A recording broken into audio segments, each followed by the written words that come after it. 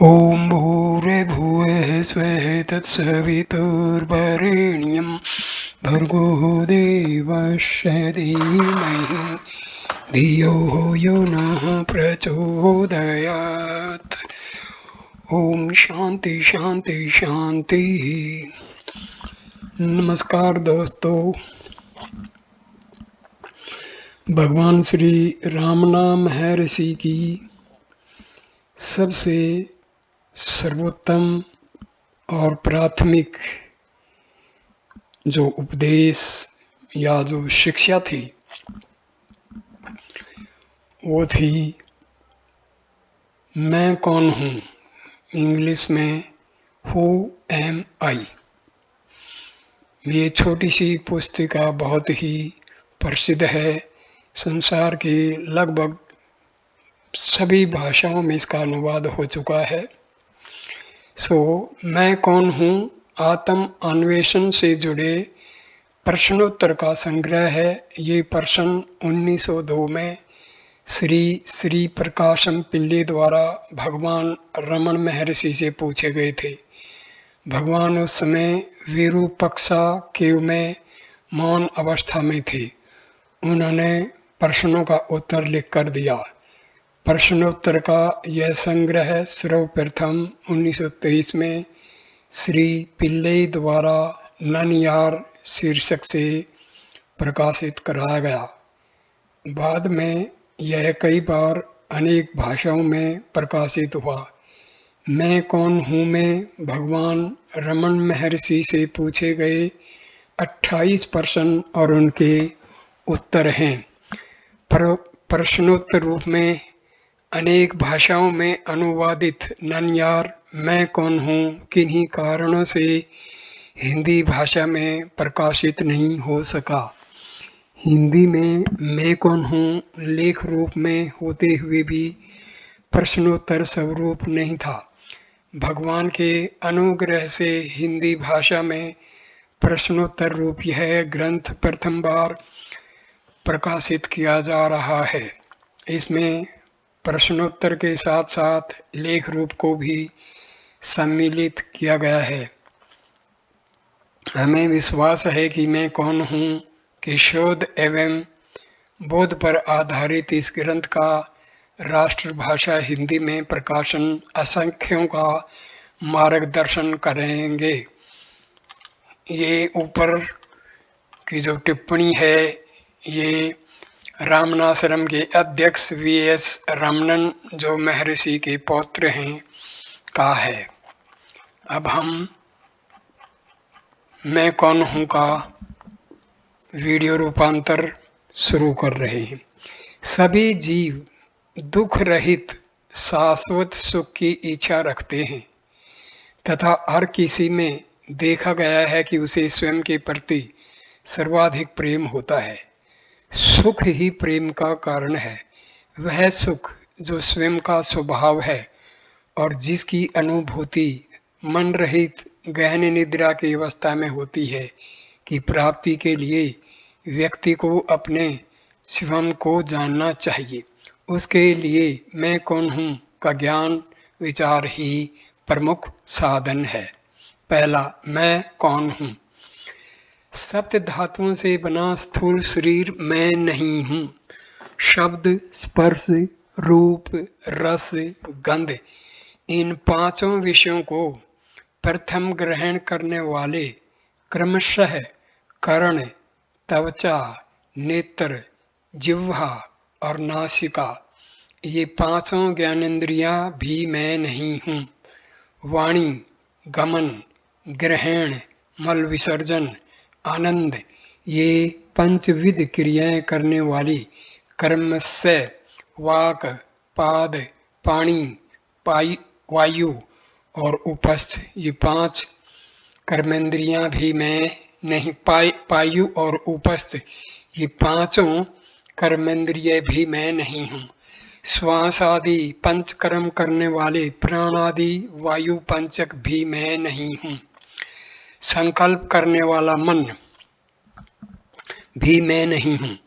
सर्व विषयों एवं सर्व कर्मों से रहित तथा केवल विषय वासनाओं से युक्त अज्ञान भी मैं नहीं। ये दूसरा पॉइंट है।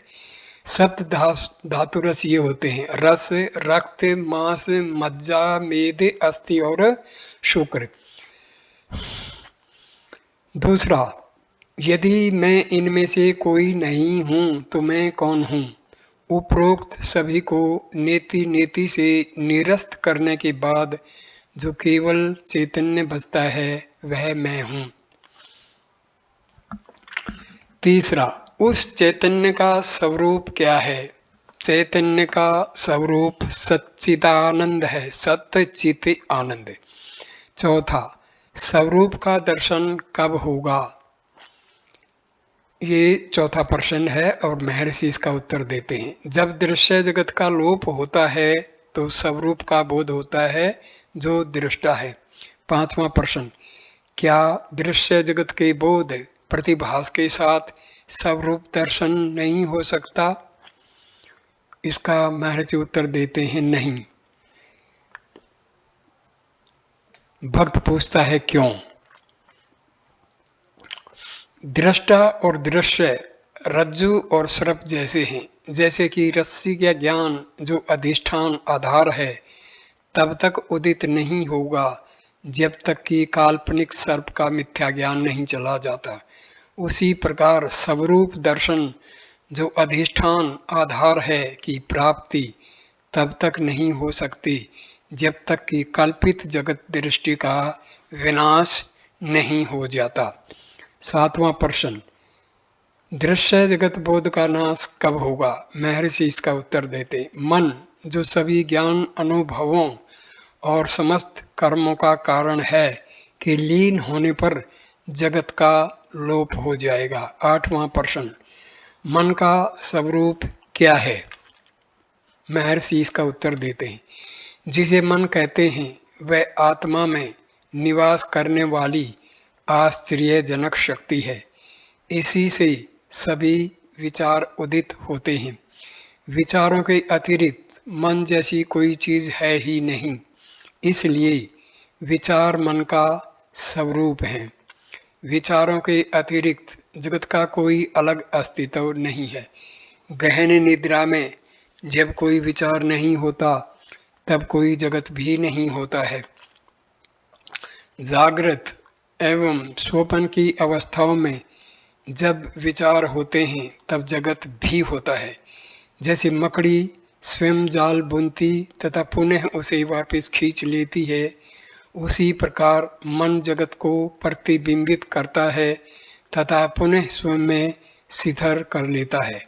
मन जब स्वरूप के बाहर आता है तो जगत प्रकट होता है। इसलिए जब जगत प्रकट होता है तब स्वरूप प्रकाशित नहीं होता, और जब स्वरूप प्रकाशित होता है तब जगत प्रकट नहीं होता। जब कोई मन के स्वरूप की खोज करता है तो मन विलुप्त हो जाता है और आत्मा ही रह जाती है। निरंतर मन का अस्तित्व सदैव किसी स्थूल पर अवलंबित है। वह अकेला नहीं रह सकता। वह मन है जिसे सूक्ष्म शरीर या जीव कहते हैं। नौवां प्रश्न, मन के स्वरूप को समझने के लिए अन्वेषण का पथ क्या है? महर्षि का उत्तर, शरीर में जो मैं के रूप में उदित होता है वह मन है। जब कोई खोज करता है कि सर्वप्रथम मैं का विचार शरीर में कहाँ से उदित होता है तो उसे पता चलता है कि यह हृदय से उदित होता है। वह मन के उदित होने का स्रोत है। यदि कोई लगातार मैं सोचता है तो भी वह स्थान स्रोत पर पहुंच जाएगा। मन में उदित होने वाले समस्त विचारों में मैं का विचार प्रथम है। प्रथम व्यक्ति सर्वनाम के उदित होने के बाद ही द्वितीय एवं तृतीय सर्वनाम प्रकट होते हैं।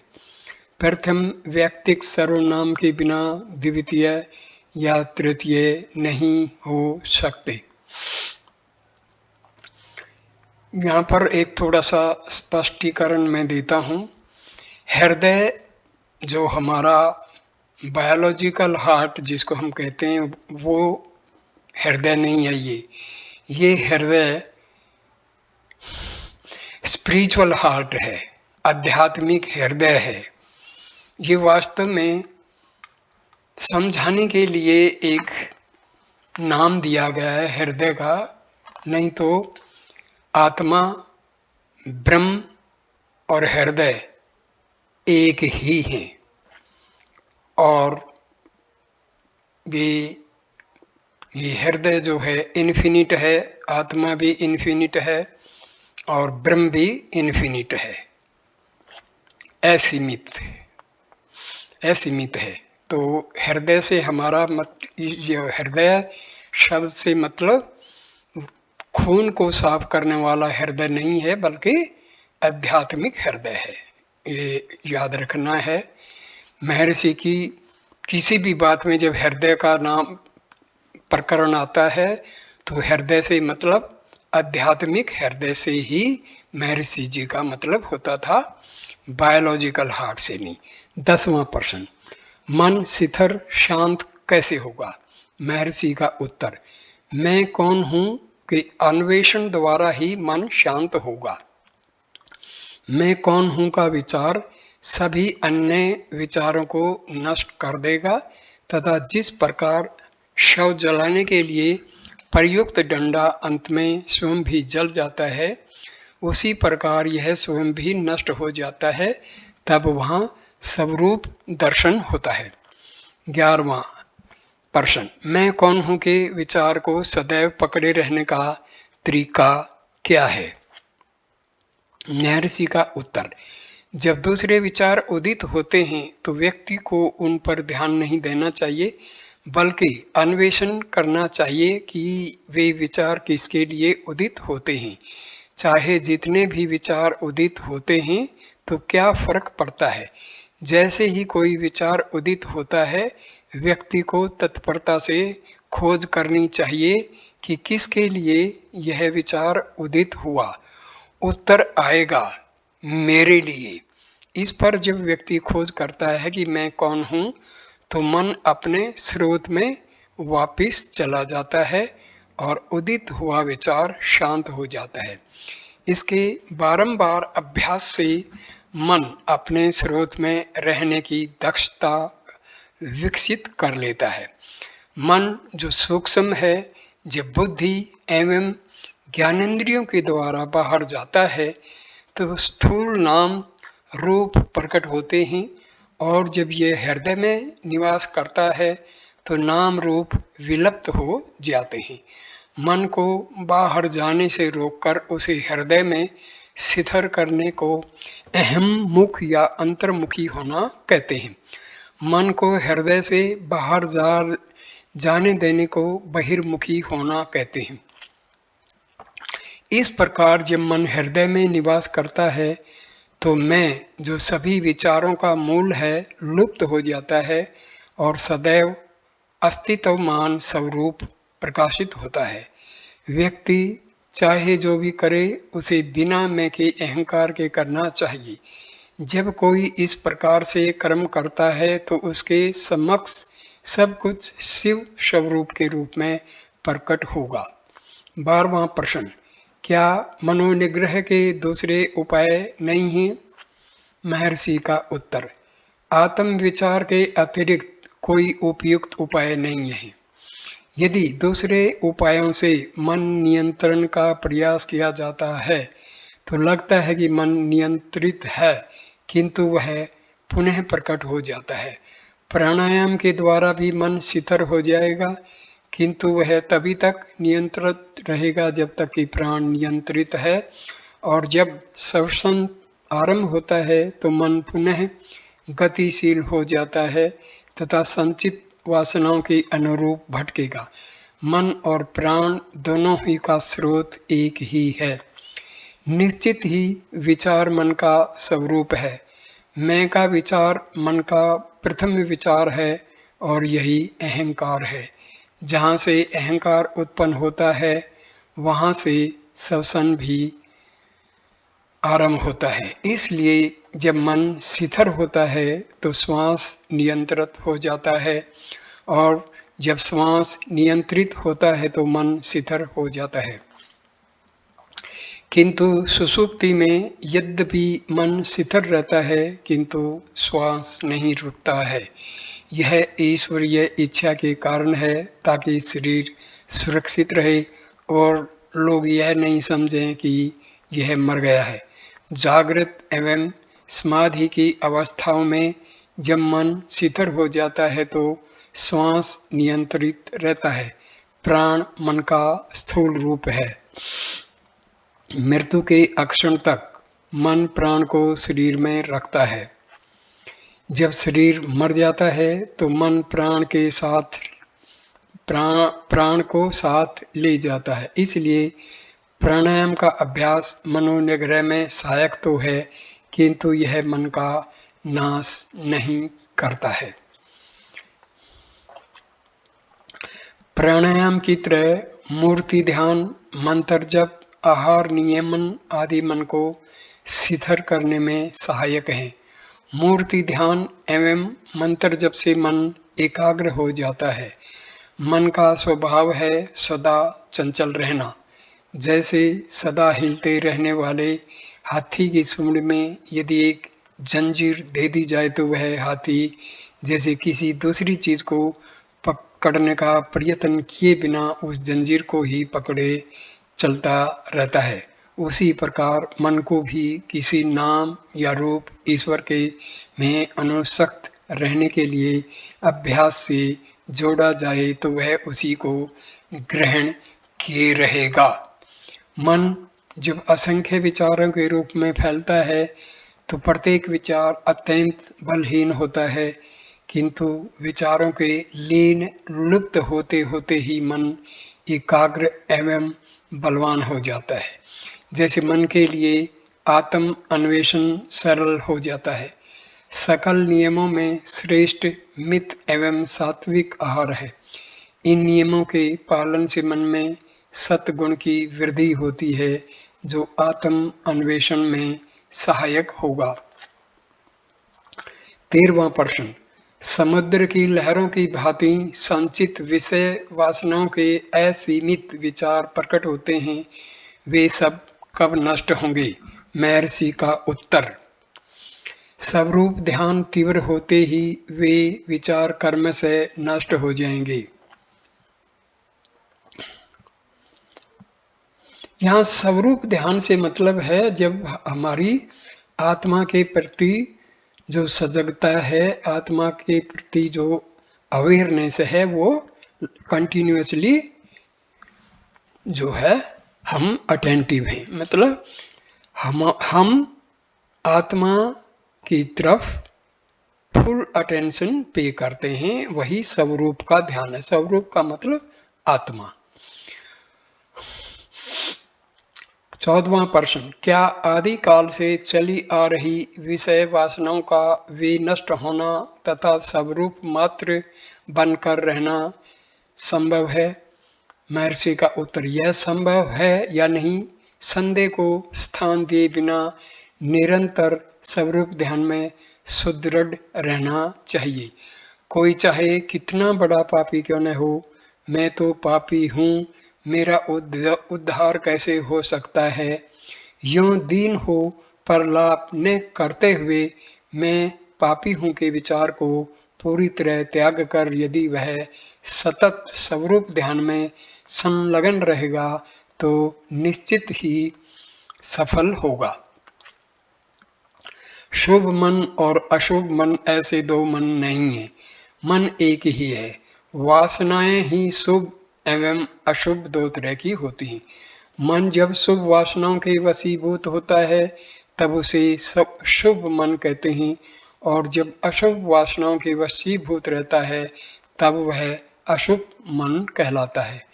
प्रपंच विषयों में मन नहीं लगाना चाहिए तथा उसे दूसरे के कार्यों में हस्तक्षेप नहीं करना चाहिए। दूसरे लोग कितने भी बुरे क्यों न हों, उनसे द्वेष नहीं करना चाहिए। राग द्वेष दोनों त्याज्य हैं। दूसरों को जो कुछ दिया जाता है वह सब अपने आप को दिया जाता है। इस सत्य को जान लेने के बाद भला कौन दूसरों को नहीं देना चाहेगा। अहंता के उदित होने से सब कुछ उदित होगा। अहंता के विलीन होने से सब कुछ विलीन हो जाएगा। हम जितना अधिक विनम्र हो आचरण करेंगे उतना ही अधिक हमारा हित होगा। मन को निगृहित करके कोई कहीं भी रह सकता है। ये निगृहित का मतलब होता है the mind is under concentration, focused on a single thought. 15वां प्रश्न, आत्म अन्वेषण का अभ्यास कब तक करना चाहिए? महर्षि का उत्तर, जब तक मन में विषय वासनाएं रहती हैं तब तक मैं कौन हूं का अन्वेषण आवश्यक है। ज्यों-ज्यों विचार उठते हैं त्यों-त्यों उनके उत्पत्ति स्थान में ही आत्म अन्वेषण द्वारा उन सब का नाश करना चाहिए। आत्म स्वरूप की प्राप्ति तक यदि कोई निरंतर स्वरूप स्मरण में रहेगा तो यह एक साधना ही पर्याप्त है। जब तक दुर्ग के भीतर शत्रु हैं तब तक वे उससे बाहर आते रहेंगे। ज्यों-ज्यों वे बाहर आते हैं तथा उन्हें मारते रहते हैं तो दुर्ग हस्तगत हो जाता है। 16वां प्रश्न, स्वरूप का स्वभाव क्या है? यथार्थ में जो अस्तित्वमान है वह केवल आत्म स्वरूप है। जगत, जीव और ईश्वर इसमें मोती में चांदी के आभास की भांति कल्पित प्रतीति हैं। ये तीनों एक ही समय प्रकट होकर एक ही समय लुप्त होते हैं। जिस स्थान पर मैं का किंचित मात्र विचार नहीं होता वहाँ स्वरूप है, वही मौन है। स्वरूप स्वमेव जगत है, स्वरूप स्वमेव मैं है, स्वरूप स्वमेव ईश्वर है, सब कुछ शिव स्वरूप है। 17वां प्रश्न, क्या सब कुछ ईश्वर के कार्य नहीं है? महर्षि का उत्तर, बिना इच्छा संकल्प या प्रयास के आदित्य उदित होता है। आदित्य का मतलब सूर्य, और उसकी उपस्थिति मात्र से सूर्यकांत, मणि, पत्थर, अग्नि उगलता है, कमल खिलता है, पानी वाष्पित होता है, एवापोरेशन। लोग विभिन्न कार्यों में प्रवृत्त होते तथा उन्हें करने के बाद निष्क्रिय होते हैं, डीएक्टिवेट हो जाते। जिस प्रकार चुंबक के समक्ष सुई हिलती है उसी प्रकार संकल्प विहीन ईश्वर की सन्निधि मीन्स समीपता, नियरनेस, विशेष मात्र से होने वाले त्रिकर्मों अथवा पंचकृत्यों से नियंत्रित सकल जीव अपने अपने कर्मा अनुसार कार्य कर विश्राम करते हैं। इसके विपरीत वह संकल्प रहित है, वह किसी कर्म से बंधा नहीं है। यह ठीक उसी प्रकार है जैसे लोक क्रियाएं सूर्य को प्रभावित नहीं करते या अन्य चार भूत के गुण अवगुण व्यापक आकाश पर प्रभाव नहीं डाल पाते। 18वां, भक्तों में श्रेष्ठ कौन है? स्वरूप के रूप में उपस्थित ईश्वर को जो स्वयं को समर्पित करता है वह सबसे उत्तम भक्त है। ईश्वर को समर्पित करने का अर्थ है कि आत्मा के अतिरिक्त विचारों को उदित होने के बिना स्थान दिए जो निरंतर आत्मा में रहता है। ईश्वर के ऊपर जो भी भार फेंके जाते हैं वह उनको वहन करता है।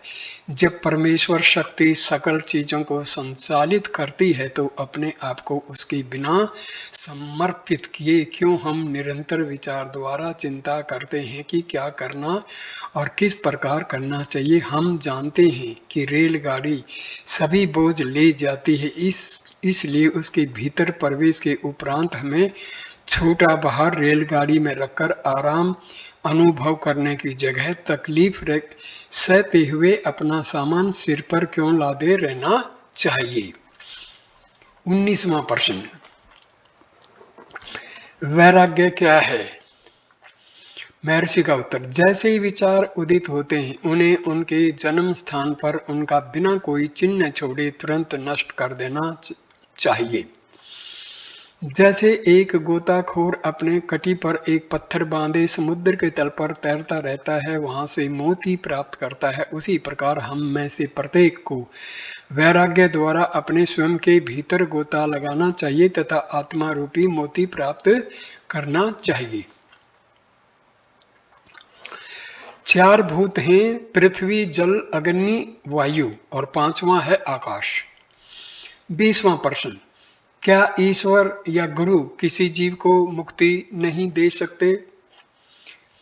महर्षि का उत्तर, ईश्वर या गुरु केवल मुक्ति का मार्ग दिखाएंगे, वे स्वयं जीव को मुक्ति की अवस्था में नहीं ले जा सकते। वास्तव में ईश्वर एवं गुरु भिन्न नहीं है। जिस प्रकार चीते के जबड़े में आया शिकार बाहर नहीं निकल पाता, उसी प्रकार जो गुरु की अनुकंपा दृष्टि ग्रेस की परिधि में आ गए हैं, वे नष्ट नहीं होंगे बल्कि गुरु द्वारा रक्षित होंगे। रक्षित होंगे मतलब प्रोटेक्टेड। यद्यपि हर किसी को ईश्वर या गुरु द्वारा दर्शाए गए मार्ग पर स्वयं प्रयत्न करना एवं मुक्ति प्राप्त करनी चाहिए। स्वयं को स्वयं के ज्ञान चक्षु द्वारा जानना है, कोई किसी दूसरे के चक्षु द्वारा कैसे जान सकता है? क्या वह जो राम है उसको यह जानने के लिए कि वह राम है एक दर्पण की आवश्यकता होती है? 21वां प्रश्न, मुक्ति की इच्छा रखने वाले को क्या तत्वों का अन्वेषण करना चाहिए?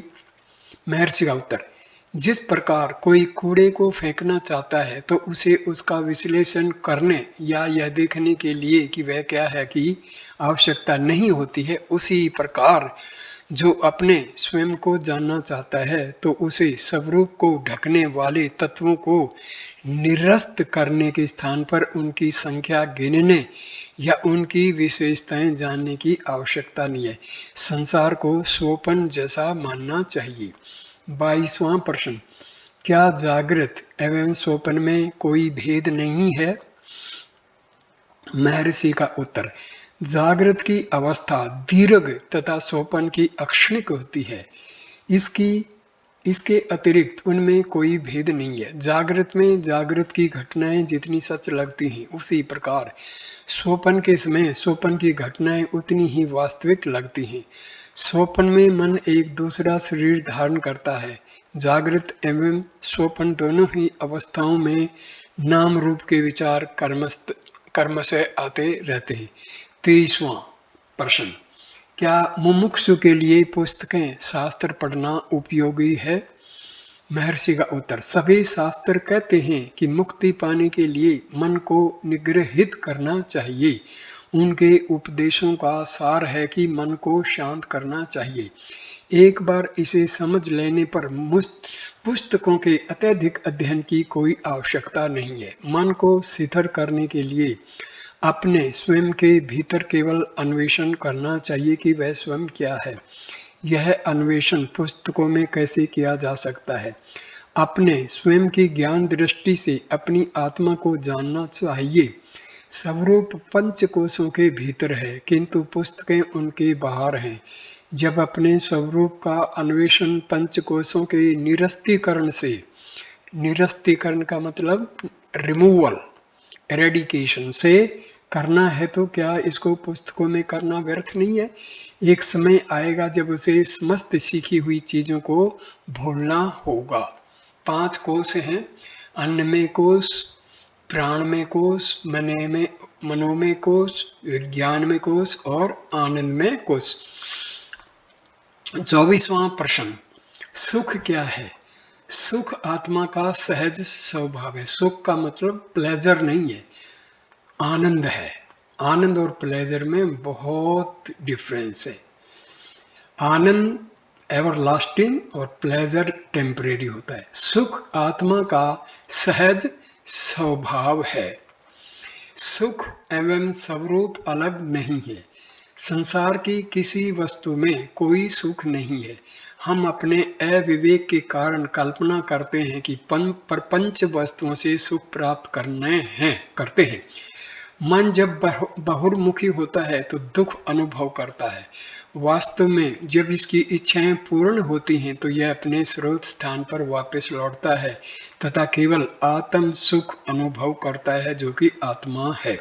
इसी प्रकार की स्थिति गहरी नींद, समाधि या मूर्छा की अवस्था में होती है और जब ऐच्छिक वस्तु की प्राप्ति या अनैच्छिक मिट जाता है तो मन अंतर्मुखी होकर केवल आत्म सुख अनुभव करता है।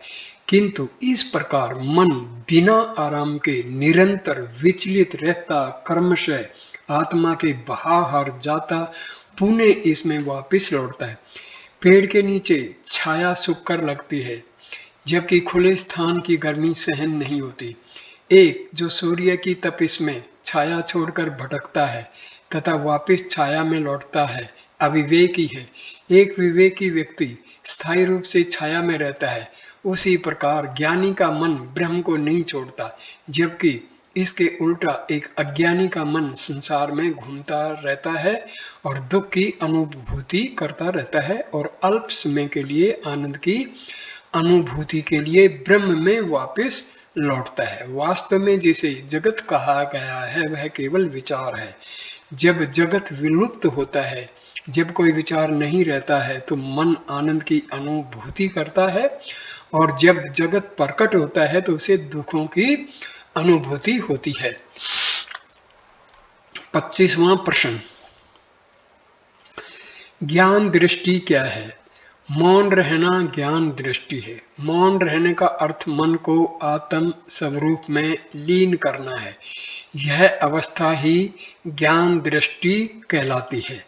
दूसरों के विचार पढ़ना या जानना, भूत भविष्य एवं वर्तमान का त्रिकाल ज्ञान, दूर देशों के पदार्थों को जानना या ग्रहण करना, इन सब को कभी ज्ञान दृष्टि नहीं कहा जा सकता। 26वां, वैराग्य तथा ज्ञान के बीच क्या संबंध है? महर्षि का उत्तर, वैराग्य स्वयं ज्ञान है। वैराग्य एवं ज्ञान अलग नहीं है, वस्तुतः दोनों एक है। वैराग्य आत्मा से मन को किसी वस्तु की ओर जाने से रोकता है। ज्ञान का अर्थ आत्मा के अतिरिक्त किसी वस्तु का प्रकट न होना है। दूसरे शब्दों में किसी अन्य चीज में प्रवृत्त न होना वैराग्य है। स्वरूप का कभी परित्याग नहीं करना चाहिए। यहाँ थोड़ा सा मैं इसको परिभाषित करता हूँ।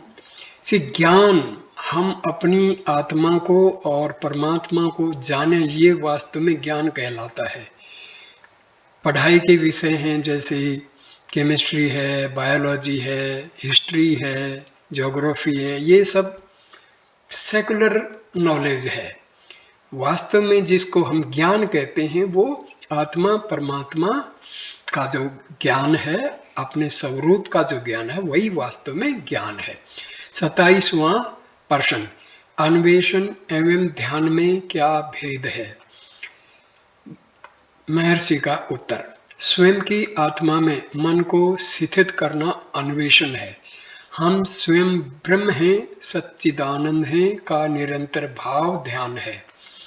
28वां प्रश्न, मुक्ति क्या है? महर्षि का उत्तर, बंधन में पड़े अहम का अन्वेषण करना तथा बंधन से मुक्त अपने स्वयं के यथार्थ स्वरूप को जानना मुक्ति है।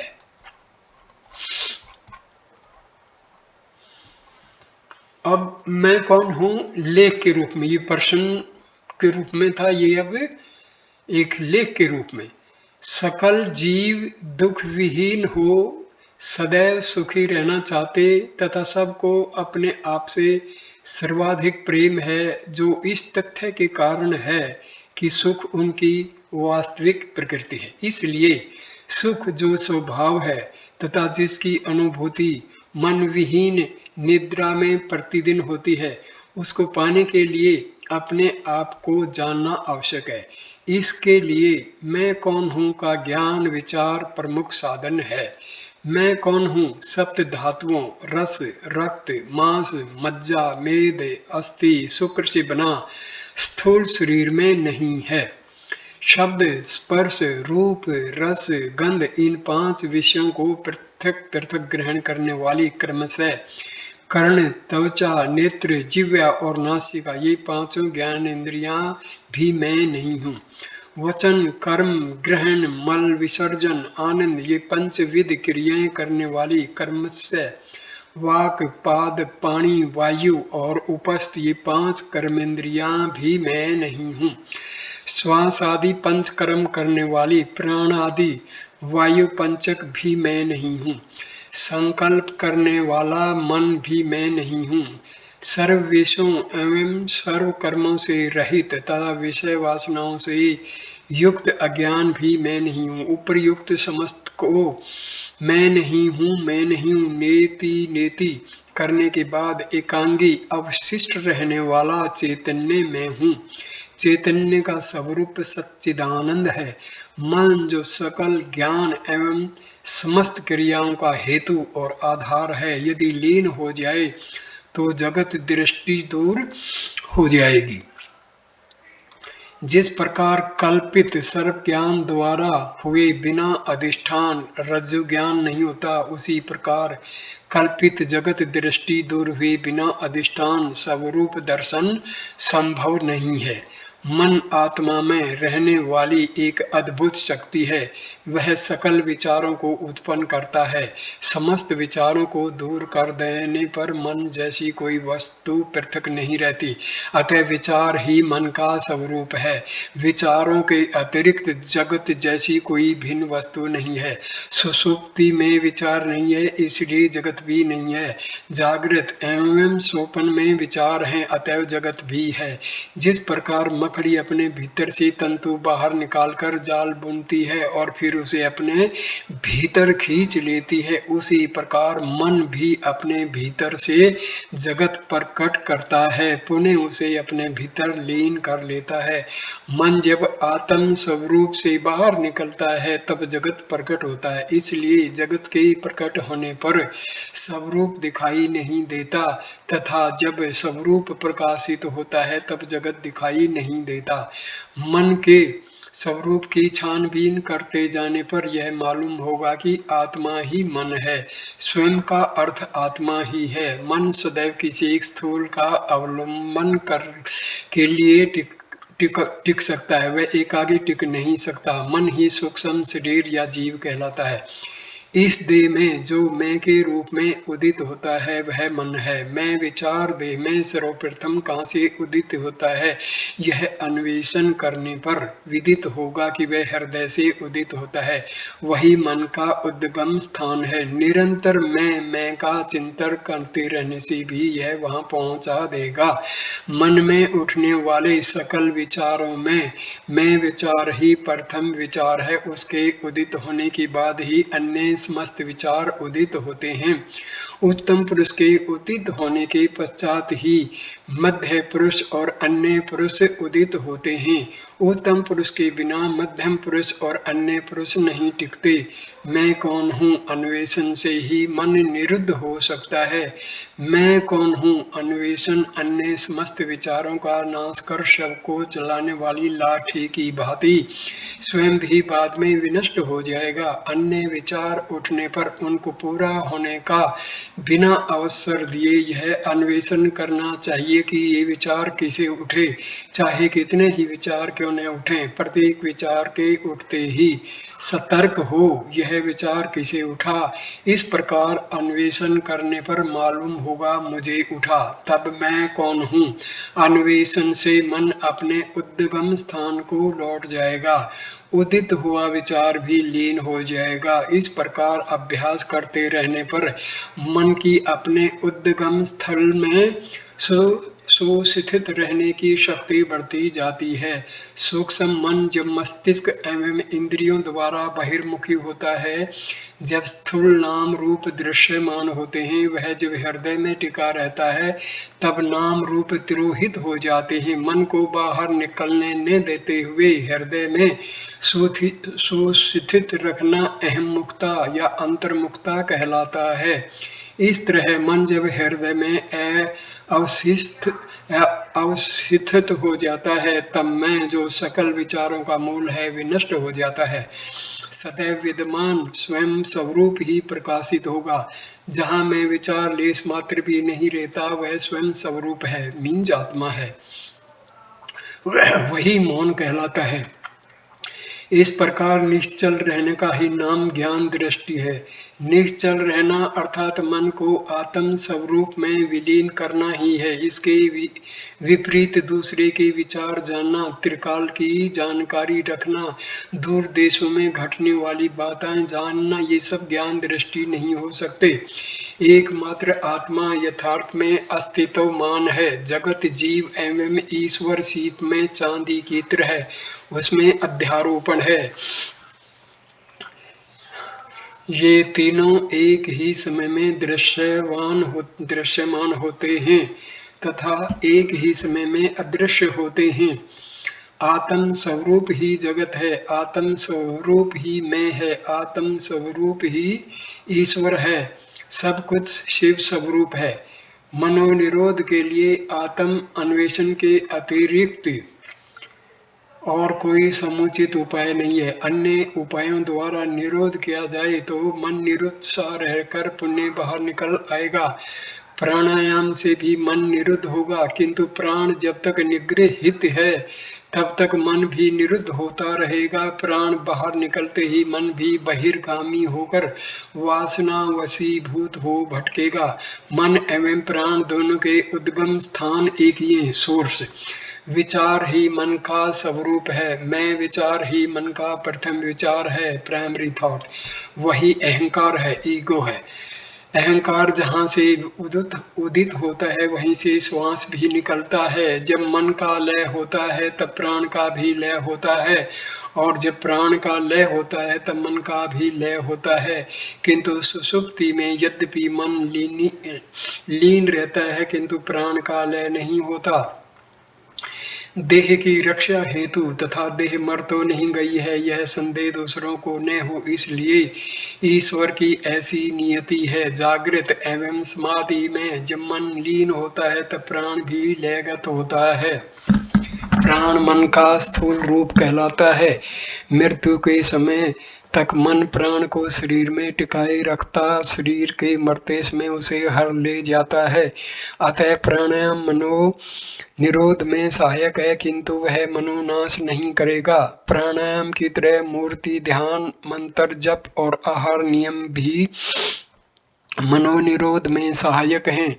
मूर्ति ध्यान और मंत्र जप से मन एकाग्र होता है। सदैव हिलती रहने वाली हाथी की सूंड में यदि एक जंजीर दे दी जाए तो जैसे वह हाथी किसी दूसरी चीज को पकड़ने का प्रयास किए बिना उस जंजीर को ही पकड़े चलता रहता है, उसी प्रकार सदा चंचल रहने वाले मन को भी किसी नाम या रूप में अभ्यस्त किया जाए तो वह उसी को ग्रहण किए रहेगा। क्योंकि मन असंख्य विचारों के रूप में फैलता है तथा प्रत्येक विचार अत्यंत दुर्बल होता है। अभ्यास से शक्तिशाली बने मन को आत्म अन्वेषण सुलभता से सिद्ध होगा। सकल नियमों में श्रेष्ठ मित सात्विक आहार से मन में सत्गुण की वृद्धि होती, जो आत्म अन्वेषण में सहायक है। अति दीर्घ काल से चली आने वाली विषय वासनाएं समुद्र की तरंगों की तरह भले ही असीमित दिखाई दें, फिर भी वे सब के सब स्वरूप के प्रकाशित होते होते विनष्ट हो जाएंगी। क्या ये समस्त विषय वासनाएं विनष्ट होंगे तथा मैं स्वरूप मात्र में सुस्थित रह सकता हूँ? इस संदेह में विचार को भी स्थान दिए बिना स्वरूप ध्यान में निरंतर सुदृढ़ रहना चाहिए। कोई चाहे जितना बड़ा पापी क्यों न हो, मैं तो पापी हूँ, मेरा उद्धार कैसे हो सकता है? इस प्रकार दीन होकर प्रलाप न करते हुए मैं पापी हूँ यह विचार भी बिल्कुल त्याग कर यदि स्वरूप ध्यान में सतत संलग्न रहेगा तो निश्चित ही उसका उद्धार होगा। जब तक मन में विषय वासनाएं हैं तब तक मैं कौन हूँ अन्वेषण भी आवश्यक है। ज्यों-ज्यों विचार उठते हैं त्यों-त्यों उनके उपस्थित स्थान में ही अन्वेषण द्वारा उन सब का नाश करना चाहिए। अन्य विषयों पर ध्यान ने देना वैराग्य अथवा निस्पृहता है, अपने आत्म स्वरूप को ने त्यागना ज्ञान है।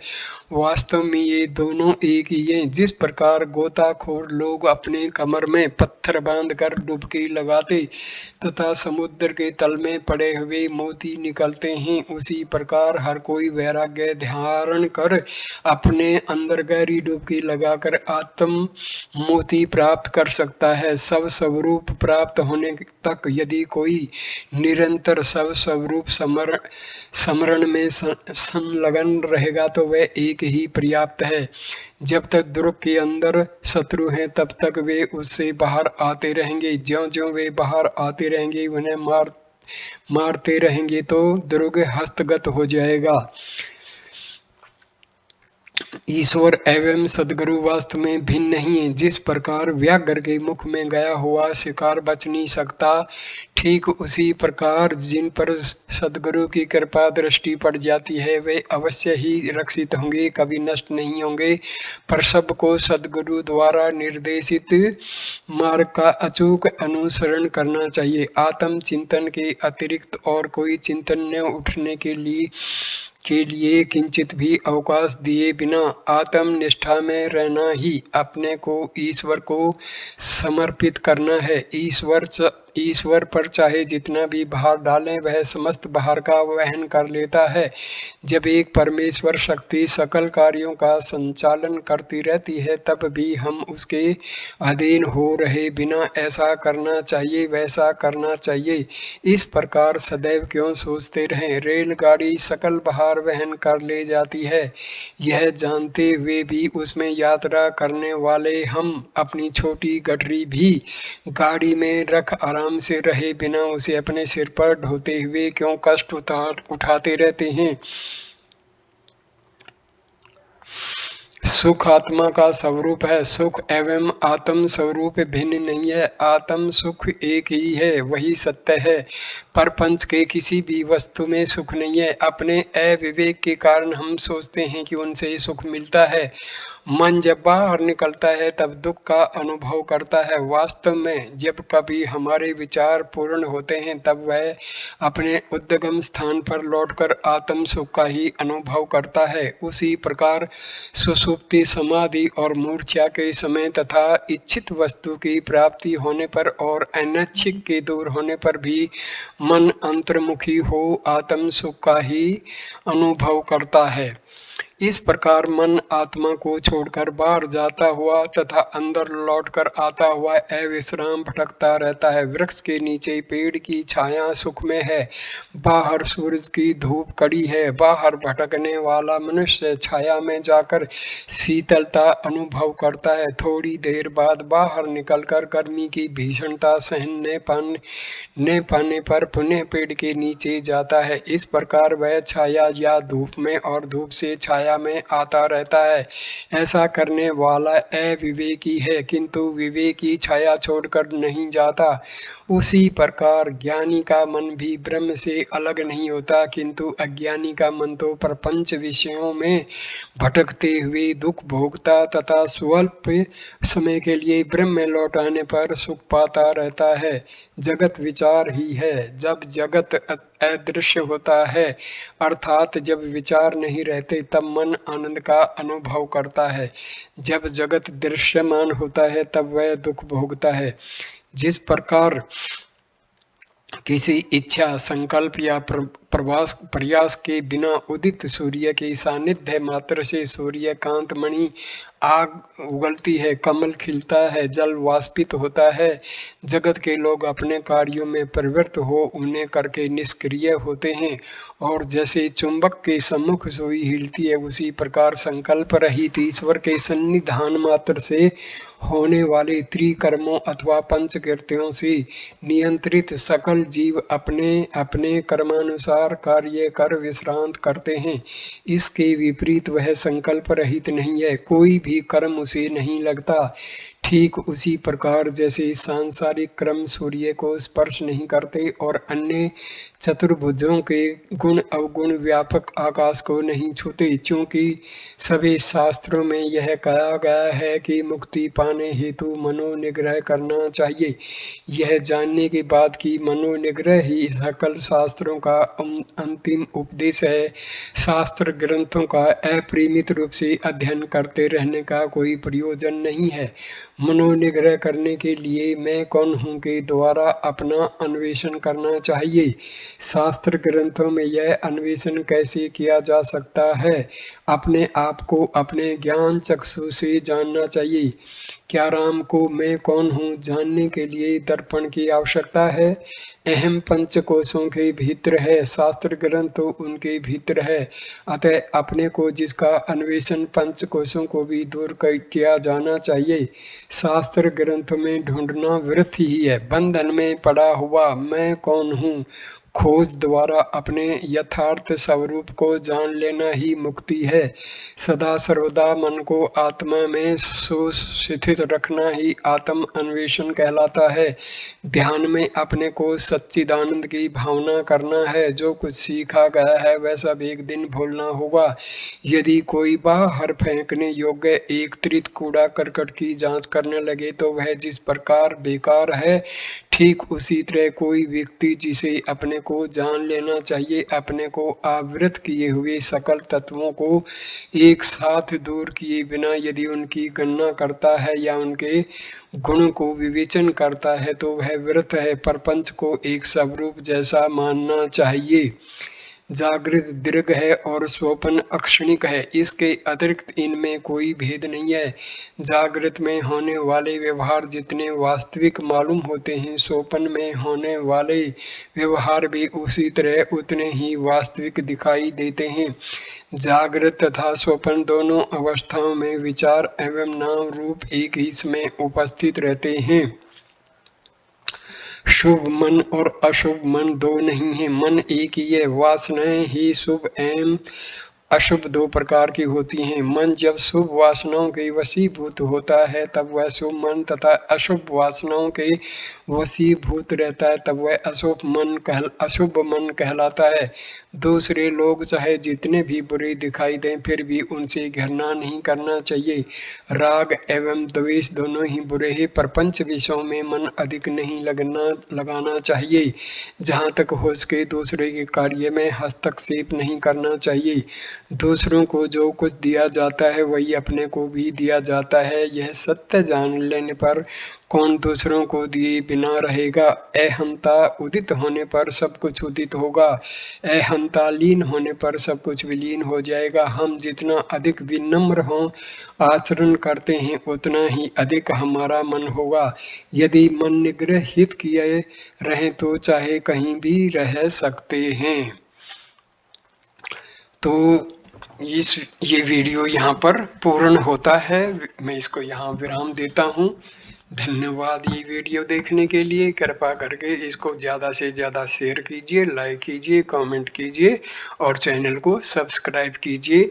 मैं इसका इंग्लिश वर्जन भी जो है वीडियो बना रहा हूँ ताकि आप दोनों देख के पूर्ण रूप से इसको समझ सकते हैं, क्योंकि मैं देख पा रहा हूँ हिंदी की जो शब्दावली है काफ़ी कठिन सी है। कुछ लोग पढ़ तो पाते हैं, सुन तो पाते हैं, लेकिन कुछ कुछ शब्दों का अर्थ उनको समझ में नहीं आता है।